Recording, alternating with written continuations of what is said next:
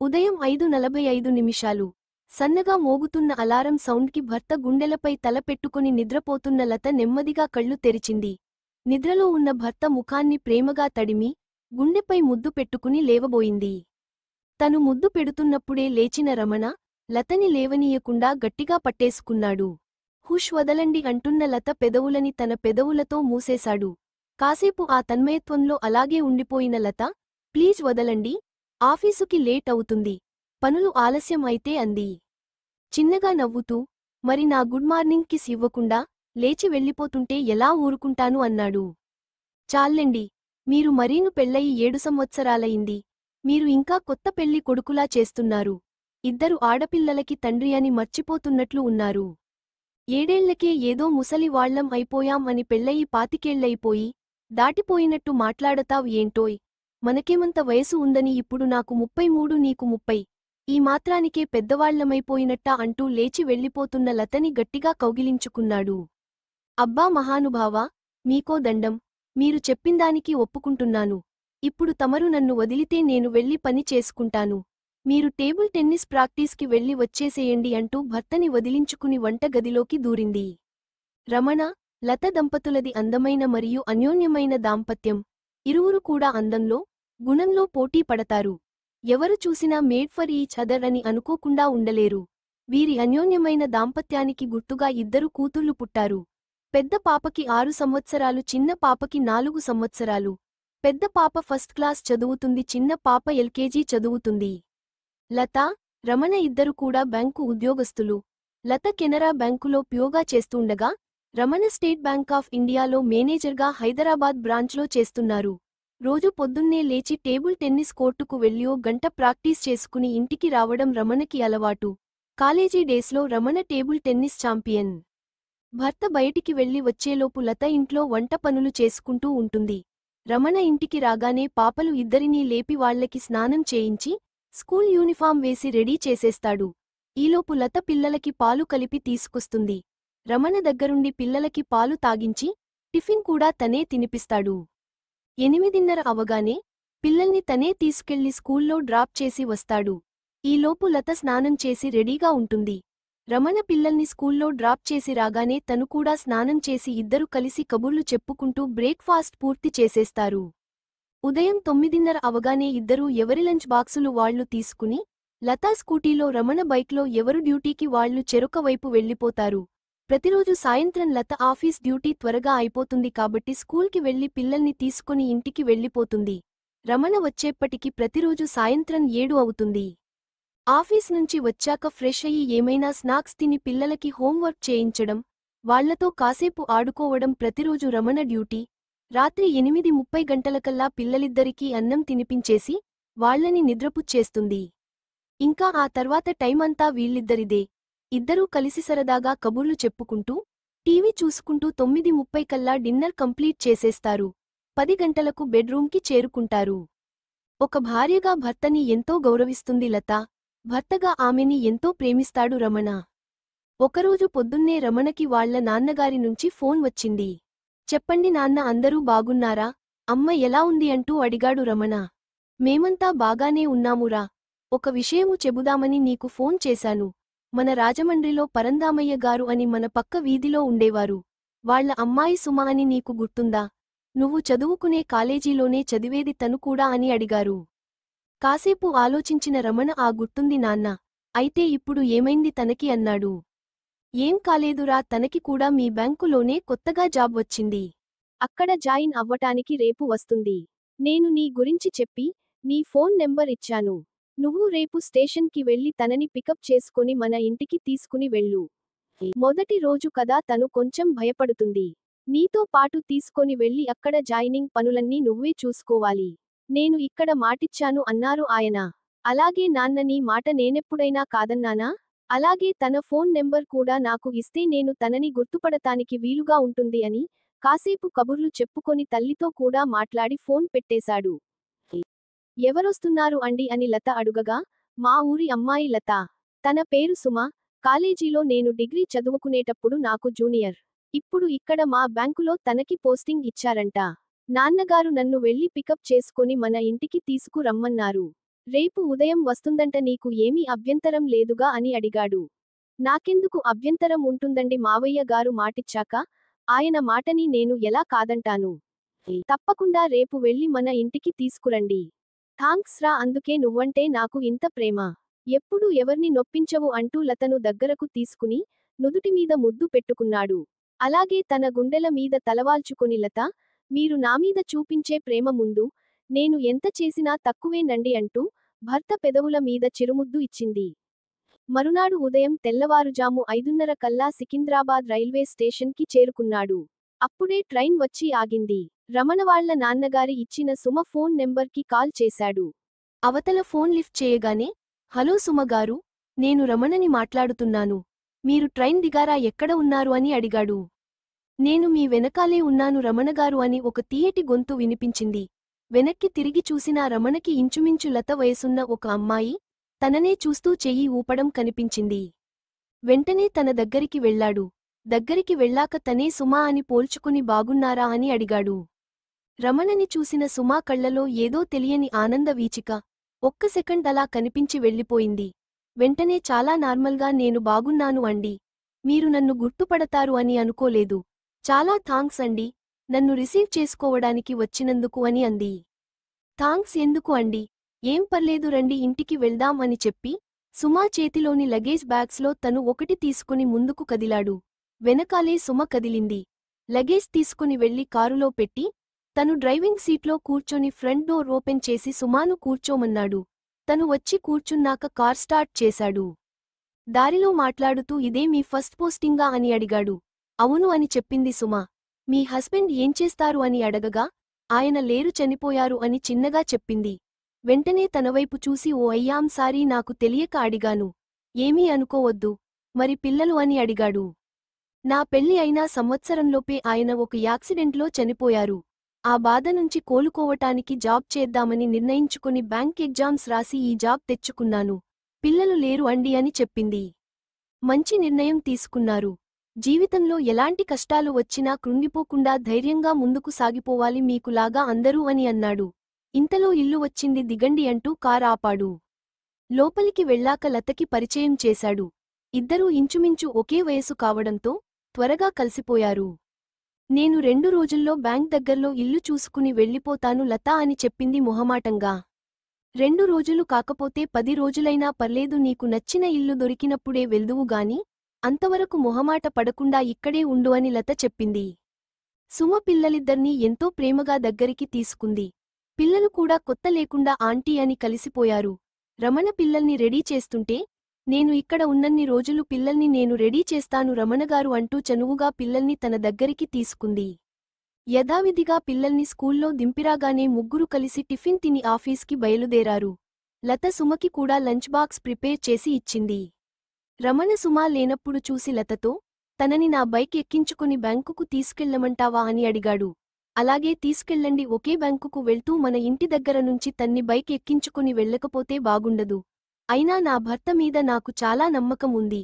నా భర్త శ్రీరామచంద్రుడు కాబట్టి శ్రీవారు, తను ఇక్కడ ఉన్నన్ని రోజులు మీరు తీసుకుని వెళ్ళొచ్చు, తీసుకుని రావచ్చు, నాకు ఎలాంటి భయము లేదు మీ మీద అని భర్త 2 బుగ్గలు పట్టుకొని లాగింది. నేను చాలా అదృష్టవంతుడిని రా, నీలాంటి మంచి భార్య, అర్థం చేసుకునే భార్య దొరికినందుకు అంటూ తన ముఖం 2 చేతుల్లోకి తీసుకొని సున్నితంగా తన పెదవులపై ముద్దు పెట్టుకుని వదిలాడు. లతకి బాయ్ చెప్పి సుమ, రమణ బైక్ ఎక్కి తగలకుండా కొంచెం దూరంగా కూర్చుంది. ఇద్దరూ కలిసి బ్యాంకుకు వెళ్ళాక తనని కూడా డైరెక్టుగా తన రూంలోకి తీసుకుని వెళ్లి జాయినింగ్ ఫార్మాలిటీస్ అన్ని పూర్తి చేయించి ఇంటర్కమ్లో సీనియర్ క్లర్క్ను పిలిచి, షీ ఈజ్ సుమ, మా బంధువుల అమ్మాయి. ఇక్కడ పియోగా న్యూ జాయినింగ్. మీరు తనని తీసుకుని వెళ్లి మన స్టాఫ్ అందరికీ పరిచయం చేసి తన సీట్ చూపించండి అని చెప్పి మీరు వెళ్ళండి సుమ, ఆల్ ది బెస్ట్ అని చెప్పి షేక్ హ్యాండ్ ఇచ్చాడు. థాంక్యూ రమణగారు అని చెప్పి తను క్లర్క్తో కలిసి బయటికి నడిచింది. అందరూ ఇటు చూడండి అమ్మా ఒకసారి అని పిలిచారు సీనియర్ క్లర్క్ రావుగారు. నా పక్కన ఉన్న ఆమె పేరు సుమ.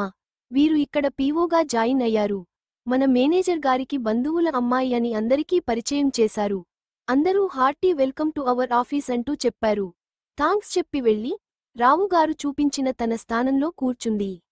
లంచ్ టైంలో రమణ రూంకి వెళ్లి లంచ్ బాక్సు ఒకటి ఓపెన్ చేసి రమణ ముందు పెట్టి, తన బాక్స్ తీసుకొని బయటికి వెళ్ళబోతుంటే, అదేంటి, ఇక్కడే తినచ్చుగా అన్నాడు. లేదండి. నేను మీతో కలిసి తినడం కరెక్ట్ కాదు.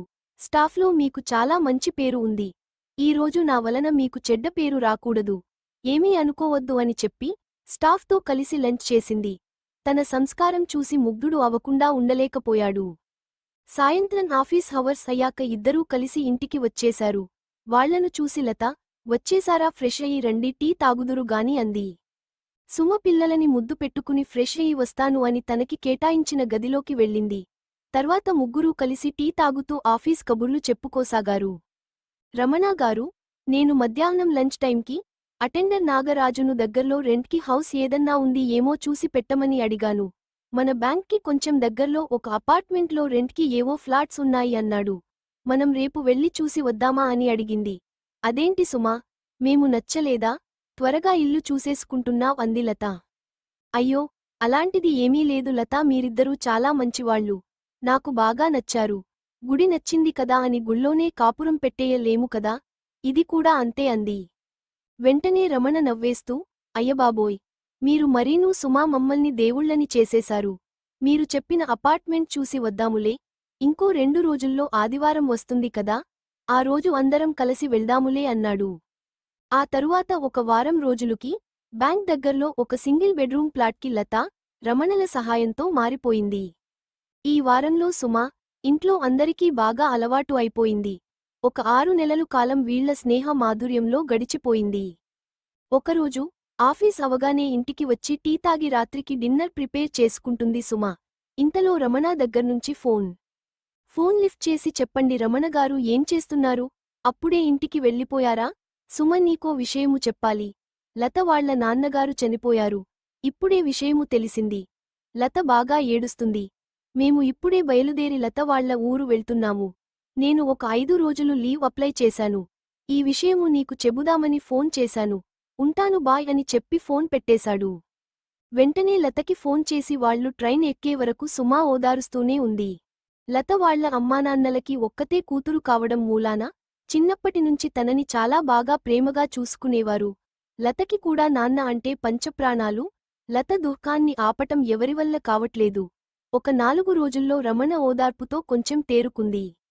లతను దగ్గరికి తీసుకొని, రేపు ఉదయం నేను బయలుదేరి హైదరాబాద్ వెళ్తున్నాను. 5 రోజులు మాత్రమే సెలవు పెట్టాను. ఒక 5 రోజులు ఆఫీసుకు వెళ్ళి మళ్లీ వచ్చేస్తాను. నువ్వు దిగులు పడకుండా జాగ్రత్తగా ఉండు. అమ్మని నువ్వే చూసుకోవాలి. పిల్లలు జాగ్రత్త అని చెప్పి మరునాడు ఉదయం హైదరాబాదు బయలుదేరి వచ్చేశాడు. ఆ తెల్లారి ఆఫీసుకు వచ్చిన రమణని తన రూంలోకి వెళ్లి పలకరించి వచ్చింది సుమ. మధ్యాహ్నం భోజనం తాను తీసుకొచ్చాను అని బయటికి వెళ్లి తినద్దు అని చెప్పింది. రమణ అక్కడ ఉన్న వారం రోజులు తన లంచ్ చేసుకుని తీసుకొచ్చి లంచ్ టైంకి రమణ రూంలో తనకు ఇచ్చేసేది సుమ. ఒక వారం తర్వాత రమణ లత వాళ్ల ఊరు వెళ్లి అక్కడ దినం కార్యక్రమాలు చూసుకుని లతను అక్కడే మరో 10 రోజులు ఉండి వాళ్ల అమ్మని తీసుకుని వచ్చేయమని చెప్పి హైదరాబాద్ వచ్చేశాడు. రమణ తిరిగి వచ్చినప్పటినుంచి హైదరాబాదులో ఒకటే వర్షాలు. ఆగకుండా వర్షాలు పడితే హైదరాబాద్ పరిస్థితి మన అందరికీ తెలిసిందే కదా. ఎక్కడ నల్లాలు ఉంటాయో, ఎక్కడ పడిపోతామో ఎవరికీ అర్థం కాని పరిస్థితి. 2 రోజుల నుంచి కుండపోతగా ఎడతెరిపి లేకుండా వర్షం పడుతూనే ఉంది. బ్యాంకు నుంచి రమణ వాళ్ల ఇంటికి వెళ్లే దారి మొత్తం వర్షం నీళ్లతో బ్లాక్ అయిపోయింది. వెహికల్స్ ఏమీ వెళ్లలేని పరిస్థితి. ఇంటికి ఎలా వెళ్లాలో అర్థం కాక బ్యాంకు టైం అయిపోయినా కూడా అలాగే కూర్చుండిపోయాడు. లోపలికి వచ్చిన సుమ, ఇంటికి వెళ్లే దారి లేదు కదా సార్, మా ఇంటికి వెళ్దాం రండి, వర్షం తగ్గాక వెళ్ళిపోవచ్చు అని రమణ ఒప్పుకోకపోయినా బలవంతంగా ఒప్పించింది. బైక్ మీద వెళ్లే అవకాశం లేకపోవడంతో ఇద్దరూ ఒకే గొడుగులో నడుచుకుంటూ వెళ్లారు. ఇంటికి వెళ్లేటప్పటికీ ఇద్దరూ పూర్తిగా తడిచిపోయారు. తాళం తీసి లోపలికి ముందు నడుస్తూ రమణను లోపలికి పిలిచింది. ప్రమేయం లేకుండానే తడిచిన శరీరంలో నుండి కనిపిస్తున్న సుమా వంపు సొంపులుపై పడింది. ఒక్కసారిగా అంత అందాన్ని దగ్గరగా చూసేటప్పటికీ తన మనసు పరవశానికి గురి అయింది. ఇంతలో వెనక్కి తిరిగిన సుమ తననే చూస్తున్న రమణని చూసి కలవరానికి లోనయింది. సుమ చూడడంతో తడబడి చూపు తిప్పేశాడు. అది గమనించిన సుమ, మీరు ఇక్కడ సోఫాలో కూర్చోండి, నేను ఇప్పుడే వస్తాను అని చెప్పి బెడ్రూంలోకి వెళ్లి ఫ్రెష్ అయ్యి మెత్తటి షిఫాన్ చీర కట్టుకుని వచ్చింది. బేబీ పింక్ కలర్ చీరలో అప్సరసలా మెరిసిపోతున్న సుమని చూసి చూపు తిప్పుకోలేకపోయాడు. లోపల బెడ్ మీద టవల్ పెట్టాను. వెళ్ళి ఫ్రెష్ అయ్యి రండి. ఇలాగే ఉంటే జలుబు చేస్తుంది అంది. వెంటనే లోపలికి వెళ్లి స్నానం చేసి టవల్ కట్టుకున్నాడు. తన తడిచిన బట్టలు ఎప్పుడు ఆరుతాయో అంతవరకు తాను ఇలా టవల్తో ఉండాల్సిందేనా అని ఆలోచిస్తూ రూంలోనే ఉండిపోయాడు. ఎంతసేపటికీ బయటికి రాకపోవడంతో డోర్ కొట్టి రమణగారు, డోర్ తీస్తారా అని పిలిచింది. ఇంక తప్పక అలాగే వచ్చి డోర్ తీశాడు. తనని పైన ఆచ్ఛాదన లేకుండా అలా చూసిన సుమ మనసు కలవరానికి గురి అయింది. వెంటనే తల దించుకుని, మీ డ్రెస్ డ్రెయ్యర్లో వేస్తాను, అరగంటలో ఆరిపోతాయి, అప్పటి వరకు కొంచెం ఎడ్జస్ట్ అవ్వండి ప్లీజ్, ఈలోపు వేడి వేడిగా కాఫీ తెస్తాను అంటూ కిచెన్లోకి వెళ్ళింది. ఇదిగోండి కాఫీ అంటూ చేతికి ఇచ్చింది. కప్ అందుకుంటుంటే అనుకోకుండా ఇద్దరి చేతులూ టచ్ అయినాయి. ఎందుకో ఇద్దరి గుండెలూ ఒక్కసారిగా జల్లుమన్నాయి. వెంటనే రమణ బట్టలు తీసుకుని డ్రెయ్యర్లో వేయడానికి వెళ్ళిపోయింది. రమణ కాఫీ తాగి బెడ్రూంలోనే ఉండిపోయాడు. ఒక అరగంట వరకు సుమ కూడా అతనికి ఎదురు రాలేదు. ఆ తరువాత, ఇదిగోండి రమణగారు, మీ డ్రెస్ ఆరిపోయింది అంటూ తనకి ఇవ్వడానికి వస్తూ, చూసుకోకుండా గదిలో ఇంతకు మునుపు తడిచిన బట్టలు నుండి కారిన నీళ్లమీద కాళ్లు వేసి జారి పడబోయింది. అది చూసిన రమణ వెంటనే తనని పడిపోకుండా రెండు చేతులతో గట్టిగా పట్టుకుని ఆపబోయి, అదే తడిలో తను కూడా కాలువేసి స్లిపయి ఇద్దరూ కలిసి పక్కనే ఉన్న బెడ్ మీద పడిపోయారు. తన వెనుకే లోపలికి వచ్చిన రమణ చూపులు అనుకోకుండా తడిచిన తన ఒంటిమీద పడినాయి. కింద రమణ, తనమీద సుమ. ఇది అంతా అనుకోకుండా జరిగేప్పటికీ ఇద్దరూ 2 నిమిషాల వరకు తేరుకోలేకపోయారు. ముందుగా తేరుకున్న సుమ రమణ మీద నుండి కంగారుగా లేవబోయింది. రమణ 2 చేతులూ తనని చుట్టేసి ఉండడంతో లేవలేక, రమణతో వదలండి ప్లీజ్ అంది అభ్యర్థనగా. అప్పటికే సాయంత్రం నుండి జరుగుతున్న సంఘటనలతో ఒక రకమైన మైమరపులో ఉన్న రమణ తన కళ్లలోకి తదేకంగా చూస్తూ ఊహూ అన్నాడు తల అడ్డంగా ఊపుతూ. అతని సమాధానానికి కలవరపాటుతో చూసింది. తన చేతులు సుమ నుండి తీయకుండానే తల కొంచెం ముందుకు వంచి కలవరపాటుతో రెపరెపలాడుతున్న తన 2 కళ్లపై తొలి అదర సంతకం చేశాడు. మెల్లగా తనని కిందకి జరిపి తన పక్కనే పడుకుని ఒక చేతితో తన చెంప నిమురుతూ తన మెడ వంపులో ముద్దు పెట్టాడు. అతని చర్యలకు మైమరపుతో మెల్లగా వణుకుతున్న తన అందమైన పెదవులను తన పెదవులతో ఆర్తిగా అందుకున్నాడు. తనకి తెలియకుండానే ఆ ముద్దులో పాలుపంచుకుంది. తన్మయత్వంలో ఇద్దరూ ఒకరిలో ఒకరు ఐక్యం అయిపోయి అలసిన శరీరాలతో అలాగే నిద్రపోయారు. ఎప్పటికో అర్ధరాత్రి మెలకువ వచ్చింది ఒకేసారి ఇద్దరికీ. అచ్చాదనలేని అతని గుండెలపై తల పెట్టుకుని ఉంది ఆమె. అతని చేతులు ఆమె చుట్టూ పెనవేసుకుని ఉన్నాయి. ఇద్దరూ ఒక్కసారిగా లేచి కూర్చు అన్నారు. ఒకరి ముఖాలని ఒకరు చూసుకోలేకపోయారు. రమణ లేచి తన డ్రెస్ వేసుకుని కూర్చున్నాడు. చీర సరిచేసుకుని, డిన్నర్ చేస్తారా అని అడిగింది తల దించుకుని సుమ. అర్ధరాత్రి అయిపోయిందిగా, వద్దులే అన్నాడు. సరే అయితే పాలు తీసుకుస్తాను అని చెప్పి వెళ్ళింది. రమణ తల పట్టుకుని కూర్చున్నాడు. అసలు ఇలా ఎలా చేశాను నేను? అంత కంట్రోల్ లేకుండా ఎలా ఉన్నాను? ఇప్పుడు సుమ నా గురించి ఏమనుకుంటుందో? నన్ను కూడా అందరి మగవాళ్లలాగానే అనుకుంటుందేమో? అటు లతకి, ఇటు సుమకి ఇద్దరికీ ద్రోహం చేశాను. నేను మరీ ఇంత బలహీనుడినా? ఆలోచనలతో తల బద్దలైపోతుంది రమణకి. ఇంతలో పాలు తీసుకోండి రమణగారు అన్న సుమ గొంతు వినపడి తల ఎత్తి చూశాడు. సుమ అసలు తన వైపు చూడట్లేదు. తలదించుకుని నుంచుని ఉంది. తన చేతిలోనే పాల గ్లాసు తీసుకుంటూ, నువ్వు కూడా తెచ్చుకో సుమా అన్నాడు. ఇద్దరూ మౌనంగానే పాలు తాగారు. ఖాళీ గ్లాసులు తీసుకెళ్తున్న సుమని చెయ్యి పట్టుకొని ఆపాడు. కాసేపు కూర్చుంటావా? నీతో మాట్లాడాలి అన్నాడు. మౌనంగా కూర్చుంది. వెంటనే తన 2 చేతులు పట్టుకొని నన్ను క్షమించు సుమా. నేను అలా ఎలా ప్రవర్తించాను నాకు ఇప్పటికీ అర్థం కావట్లేదు. నేను ఇది కావాలని చేయలేదు. ప్లీజ్ నన్ను అపార్థం చేసుకోవద్దు అంటూ బాధగా అడిగాడు. అప్పుడు తల ఎత్తి చూసింది రమణను. రమణ కళ్లల్లో పశ్చాత్తాపం కనపడింది. వెంటనే దిగ్గున లేచి రమణను గట్టిగా కౌగిలించుకుంది. ఒక 5 నిమిషాలు ఏమీ మాట్లాడుకోకుండా ఇద్దరు అలాగే ఉండిపోయారు. తర్వాత నెమ్మదిగా విడివడి, రమణ చేయి పట్టుకుని మంచం మీద కూర్చోపెట్టి, తను కూడా పక్కనే కూర్చుంది. తన చేయి పట్టుకొని చూడండి ఇందులో మన ఇద్దరి తప్పు ఉంది. నేను కూడా ఆ సమయంలో మీకు దూరంగా జరగలేకపోయాను. దయచేసి తప్పంతా మీ మీదే వేసుకోకండి.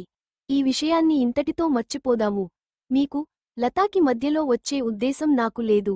మీరు ఇంకా ఈ విషయాన్ని మర్చిపోయి ప్రశాంతంగా ఉండండి, అని చెప్పింది. తన మాటలకు కొంచెం తేరుకున్న రమణ, చాలా థాంక్స్ సుమా, నన్ను అపార్థం చేసుకోనందుకు. ఇంకెప్పుడు నావల్ల ఇలాంటి పొరపాటు జరగదు. ప్రామిస్ నన్ను నమ్ము అన్నాడు. నేను రేపు ఉదయం బయలుదేరి లత దగ్గరకు వెళుతున్నాను. ఒక 10 రోజులు లీవ్ పెట్టాను. అక్కడి కార్యక్రమాలన్నీ పూర్తి చేసుకొని లతని, పిల్లల్ని, మా అత్తగారిని తీసుకుని వస్తాను అని చెప్పాడు. వీళ్ల మాటల్లోనే తెల్లారిపోయింది. రమణ వెళ్లటానికి రెడీ అయి బయటికి వెళ్లబోతూ, మళ్ళీ వెనక్కి తిరిగి లోపలికి వచ్చాడు. సుమ ప్రశ్నార్థకంగా చూసింది.